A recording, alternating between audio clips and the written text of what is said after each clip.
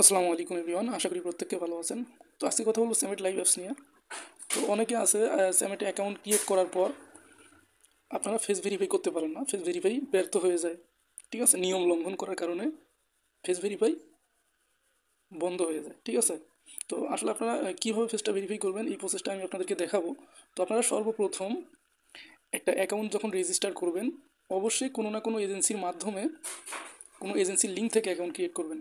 ঠিক আছে, তাহলে সব দিক থেকে সাপোর্ট পাবেন, কোনো সমস্যা হলে সমাধান পাবেন। ঠিক আছে, তো অবশ্যই আপনারা একটা অ্যাকাউন্ট ক্রিয়েট করতে হলে আপনাকে অবশ্যই কোনো এক এজেন্সির লিঙ্ক থেকে অ্যাকাউন্ট ক্রিয়েট করতে হবে।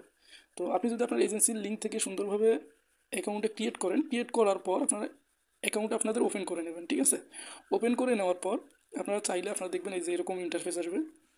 এইখানে বেশ কয়েকটা অপশন আসে। ঠিক আছে, তো এরকম থাকবে। আপনারা অবশ্যই এই যে এখানে যেটা দেখতে পাচ্ছেন, এই যে এই আইকনটা,